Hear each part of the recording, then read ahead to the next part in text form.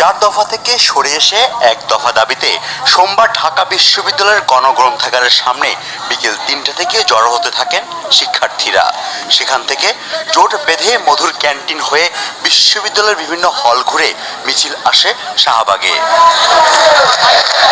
দ্বিতীয় দিনের অবরোধ কর্মসূচিতে কোনো ধরনের পুলিশি বাধা ছিল না। বিকেল 5টার দিকে শাহবাগ দখলে নেন শিক্ষার্থীরা।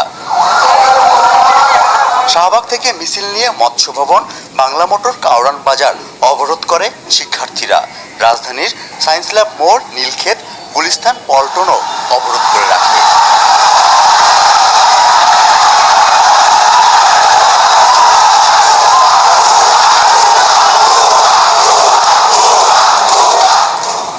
গত জুন মাস থেকে দফায় দফায় কোটা বিরোধী আন্দোলন চালিয়ে আসছে দেশের বিশ্ববিদ্যালয় কলেজের শিক্ষার্থীরা।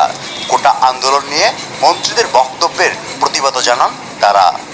যেহেতু আমাদের দাবির প্রতি সমর্থন দিচ্ছে না, সেহেতু তো শিক্ষার্থীদের রাজপথে নামতে হবে, তাছাড়া তো শিক্ষার্থীদের উপায় নেই। কোটা সংস্কার হবে, না হয় কোটা বাতিল হবে। জাতীয় সংসদে যারা প্রতিনিধিত্ব করেন তারা আমাদেরই প্রতিনিধি, তারা আমাদের পক্ষেরই লোক, কিংবা তারা সাধারণ শিক্ষার্থী কিংবা বঞ্চিতদের পক্ষের লোক। কিন্তু আমরা এখন তাদের ভূমিকা যেটি দেখছি সেটি আসলে অত্যন্ত দুঃখজনক এবং হতাশার।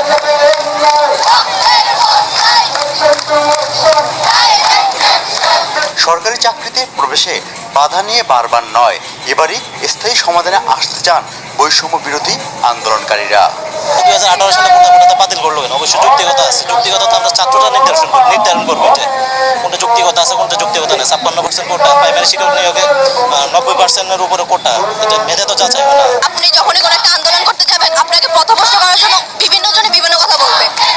আমরা কোনো কথায় কান দিচ্ছি না, আমাদের দাবি মানতে হবে, যেই মানুষ। আমরা চাই সংসদে এটার জন্য আইন তৈরি করে কোটাটাকে বাতিল করা হোক এবং যৌক্তিক যাদের জন্য কোটার একদমই প্রয়োজন তাদের জন্য কোটার ব্যবস্থা করা হোক। কোটা পদ্ধতির সংস্কার এবং মেধাবীদের যাতে মেধার মূল্যায়ন হয়, এটাই চাচ্ছি। হাইকোর্ট দেখিয়ে আমাদের এই আন্দোলন দমিয়ে রাখা যাবে না। আমরা আমাদের যৌক্তিক দাবি সকল পর্যায়ে, নবম থেকে 20তম গ্রেডে যত অযৌক্তিক কোটা আছে তো সব কোটা বাতিল হওয়ার আগ পর্যন্ত এবং সংসদে আইন করে এটা চিরস্থায়ী সমস্যার সমাধান করার আগ পর্যন্ত আমরা আমাদের পড়ার টেবিলে ফিরে যাব না। রাজধানীর বিভিন্ন পয়েন্টে 4 ঘন্টা অবরোধের পর সন্ধ্যায় শিক্ষার্থীরা ফিরে যায় শাহবাগে।